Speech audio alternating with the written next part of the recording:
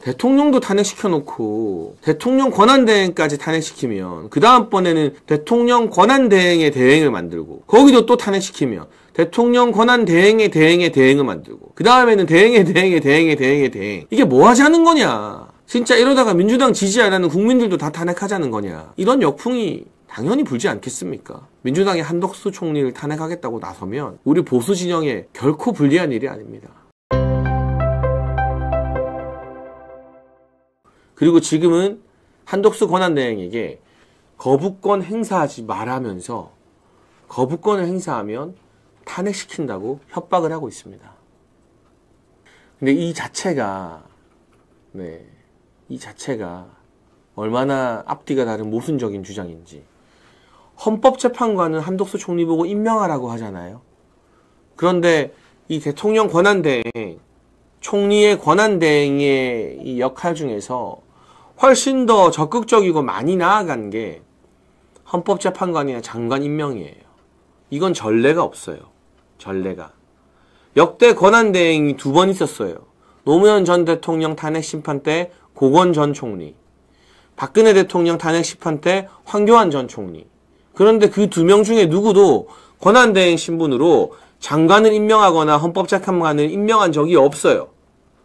황교안 권한대행은 본인이 스스로 입장을 밝힌 것처럼 박근혜 전 대통령이 최종적으로 탄핵이 인용되어서 대통령이 완전히 없는 상태, 거리 상태에서나 헌법재판관을 임명한 거예요.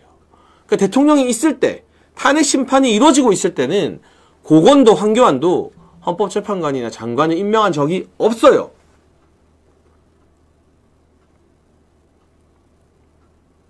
그런데 그 전례가 없는 헌법재판관 임명은 해달라고, 해야 된다고 때를 쓰면서 이 거부권 행사는 전례가 있습니다. 바로 민주당 정부 때의 이유입니다.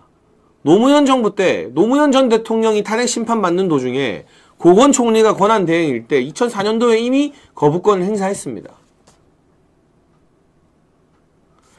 사실은 대통령 권한대행이라는 체제가 매우 특이한 지도체제이기 때문에 권한대행이 뭘 해도 된다, 뭘 하면 안 된다, 이게 구체적으로 막 다 나와 있진 않아요. 그래서 이전의 권한대행들이 어떻게 했는지 그 전례를 찾아보는 게 굉장히 중요한 기준이 됩니다. 그 전례에 의해서라면 거부권 행사는 한 적이 있고 해도 되는 거고요. 헌법재판관이나 장관 임명은 한 적도 없고 해서 안 되는 거예요. 역사가 가르쳐준 정답입니다, 이게. 그런데 민주당은 지금 무슨 주장을 하고 있나요? 자기들 정부 때, 노무현 정부 때 고건 총리가 했던 거부권은 행사하지 마라. 행사하면 탄핵한다고 하고. 역대 그 어떤 권한대행도 대통령이 계실 때는 행사하지 못했던 헌법재판관 임명은 행사해라. 행사 안 하면 탄핵한다고. 도대체 무슨 장단에 맞춰서 춤을 추라는 것인지 모르겠습니다. 앞뒤가 하나도 안 맞죠, 여러분. 그리고 지금 제가 드리는 말씀이, 이 주장이 이치에 맞지 않거나 논리적으로 뭔가 모순이 있나요? 제가 진짜 김상우 의원 같은 사람들 100분 토론 나갈 게 아니라, 저도 옛날에 참 자주 나갔는데 제가 MBC 100분 토론 나가서 이 논리를 가지고 토론 한번 해보고 싶어요. 거부권 행사는 고건 때도 했다. 헌법재판관 임명은 황교안 고건 다 못했다. 그런데 왜 한덕수 총리한테는 거꾸로 요구하느냐. 이 주장에 민주당이 제대로 대응을 할 수 있을까요?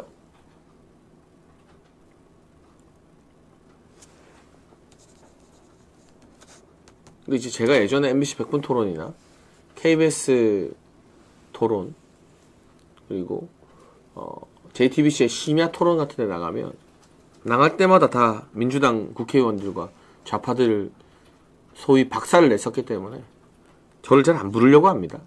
상대방이 저를 또 많이 부담스러워하는 편이고.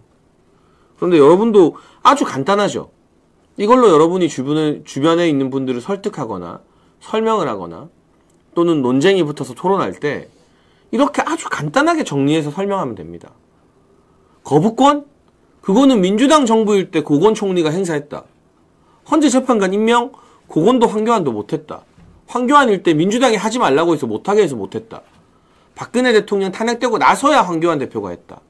그런데 왜 민주당은 지금 한덕수 총리한테는 거꾸로 거부권을 행사하지 말라고 헌재재판관 임명하라고 하냐. 역대 전례를 보면 거부권을 행사할 수 있고 헌재재판관 임명 못하는 게 맞는 거 아니냐. 아주 심플하죠.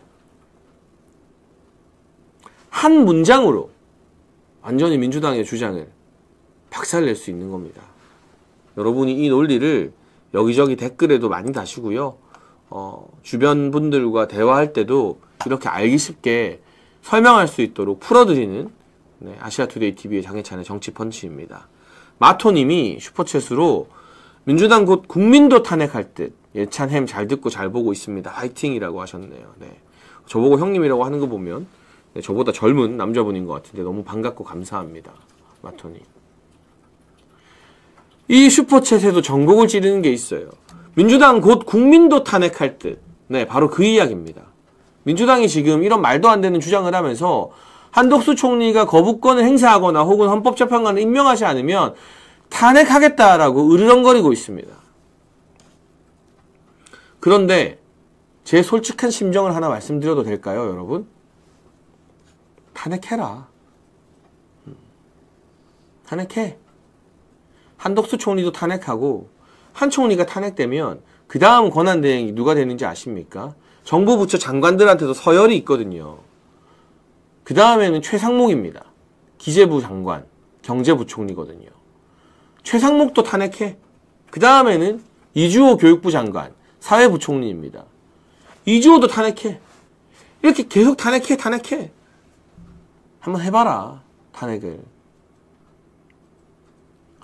그러다 보면 이제 탄핵할 사람이 없어서 마토님 말처럼 국민도 탄핵하겠다, 이런 이야기가 나오겠죠. 그런데 여러분, 한덕수 총리가요, 총리실 측근들과 회의를 하면서 이렇게 이야기를 했습니다. 대통령 권한대행으로서 야당이 일방적으로 밀어붙이는 법안에 대해서 거부권을 행사할 것인가, 또 헌법재판관 3명을 임명할 것인가, 여기에 대해서 한덕수 총리가 본인은 헌법과 법률, 대한민국의 미래를 의사결정의 기준으로 제시했다고 합니다. 그러면서 지금 하고 있는 권한대행이 나의 한덕수의 마지막 공직이다. 탄핵도 두렵지 않다는 각오를 밝혔다고 했습니다. 일각에서는 한덕수 총리가 민주당 정권, 노무현 정부 때도 총리를 역임했었고 또 관료 출신이기 때문에 민주당이 막 이렇게 밀어붙이면 강단 있게 버티기 어렵지 않을까라는 관측도 합니다만, 한덕수 총리가 윤석열 정부의 총리로 부임해서 민주당과 이재명 잔당들이 얼마나 말도 안 되는 패악질을 부리고 억지를 쓰는지 직접 다 경험하지 않았습니까? 오죽하면 한덕수 총리가 국회에서 대정부 질의를 하면서 민주당 보고 좀 조용히 하라고 호통을 친 적도 있습니다.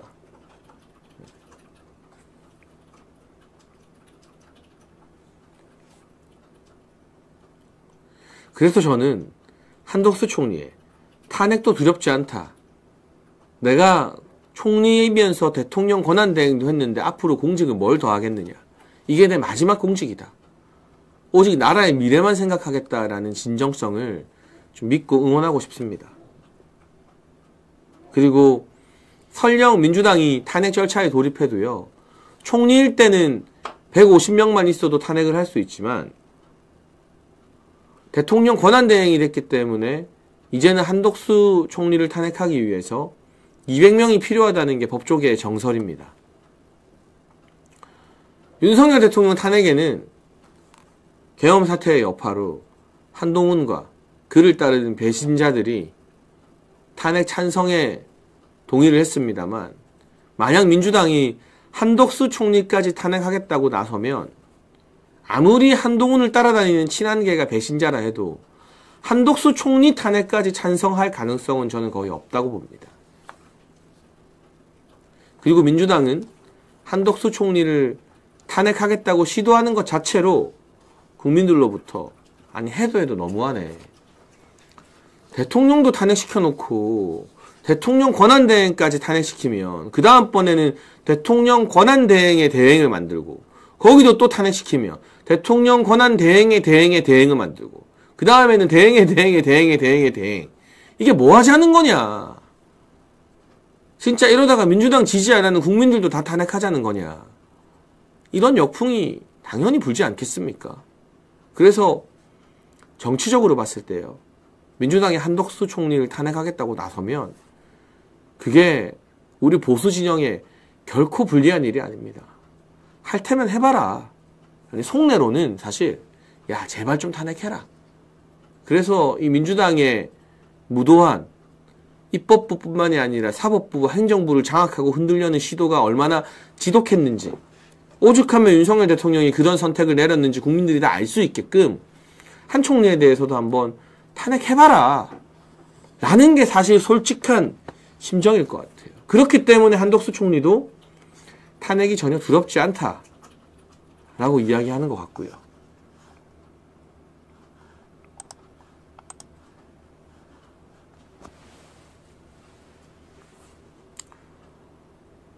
다만 걱정되는 것 한 가지는 여러 언론과 정치권에서 또 윤석열 대통령 탄핵에 찬성하는 법조계에서 헌법재판관 임명을 해야 된다. 헌법재판관 임명을 하는 것이 맞다는 식으로 분위기를 몰아가는 것. 저는 그게 좀 걱정됩니다. 오늘도 헌법재판관 후보자 3명이 한덕수 권한대행이 헌법재판관을 임명할 수 있다는 입장을 내놨어요. 이게 또 막 기사화가 돼요. 근데 이건 정말 우스운 일이죠. 뭐 그 사람들은, 후보자들은 당연히 법조인으로서 헌재 재판관이 되고 싶을 거잖아요. 아니, 헌법재판관 되고 싶은 사람들에게 당신들 임명해도 되냐 안 되냐 물어보면 당연히 임명해도 된다고 하겠죠.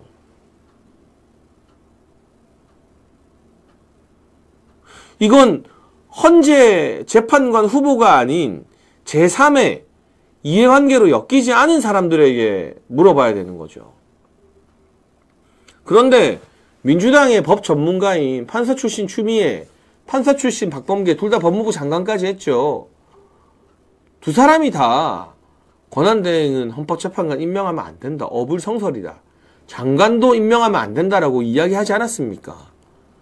법조인 출신의 박주민도 그렇게 이야기했잖아요. 우상호도 마찬가지고. 자신들이 이미 객관적으로 권한대행은 헌법재판관을 임명할 수 없다고 밝혔습니다. 그런데 왜 이제 와서 딴소리 하냐는 거죠. 이런 어떤 일방적인 분위기 몰이에 한덕수 총리가 부담감을 느끼지 않도록 국민의힘이 보다 확실한 당론으로 권한대행은 헌법재판관을 임명할 수 없다라고 한덕수 총리에게 명분을 만들어줘야 됩니다. 오는 23일과 24일에 민주당이 일방적으로 진행하는 헌법재판관 후보자 청문회에 국민의힘은 참여하지 않기로 했습니다. 잘한 결정입니다.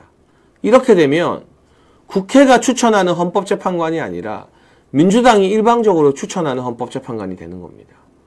국회 추천의 기본 요건인 여야의 인사청문회 자체가 이루어지지 않았기 때문에 한덕수 총리가 헌재 재판관 임명을 거부할 수 있는 명분이 더 커졌다고 생각됩니다. 그리고 하필이면 민주당에서 이걸 막 밀어붙이면서 헌법재판관 임명 인사청문 특위위원장을 노역에 찌른 박지원 의원으로 삼았다는 점도 한덕수 총리 입장에서는 내가 이런 식의 졸속 헌법재판관 추천에 들러리가 될 수는 없다라는 생각을 들게 하지 않을까요? 그래서 저는 우리 아시아투데이 TV 정치펀치 시청자 여러분께 이런 제안과 부탁을 좀 드리고 싶습니다. 이 헌재 재판관 추천 안 된다라는 메시지를 여러분이 권성동 원내대표에게 많이 보낸 걸로 알고 있는데 한덕수 총리가 힘을 얻을 수 있게 뭐 총리실에 아마 국민민원이나 제안 게시판 이런 게 있을 거예요. 그리고 뭐 개별적으로 한덕수 총리에게 의견을 전할 수 있는 방법이 있다면 한덕수가 버텨야 나라가 산다. 이런 위헌적인 졸속 헌법재판관 추천을 하지 말아라. 절대로 임명하면 안 된다. 라는 이야기를, 우리의 목소리를 여러분이 가능한 모든 방법으로 한덕수 총리에게 조금 전달하면 좋겠습니다. 그게 뭐 총리실의 공식 게시판이어도 좋고요. 온라인 커뮤니티에 글을 올리거나 뭐 기사에 댓글 다는 것도 좋고요. 뭐가 됐든 하다못해 총리실 민원 전화도 괜찮고요. 한덕수 총리에게 이렇게 많은 국민들이 당신을 믿고 있다. 당신이 민주당에게 밀려서 넘어가면 안 된다. 탄핵도 각오한다고 하지 않느냐. 오히려 민주당이 한덕수를 탄핵하면 한덕수 총리가 더 영웅이 되는 거예요. 무엇보다 법과 헌법에 비추어 보건대 헌법재판관 임명은 하면 안 되는 겁니다. 권한대행이. 그런 이야기를 한덕수 총리에게 좀 많이 전달했으면 좋겠습니다, 여러분.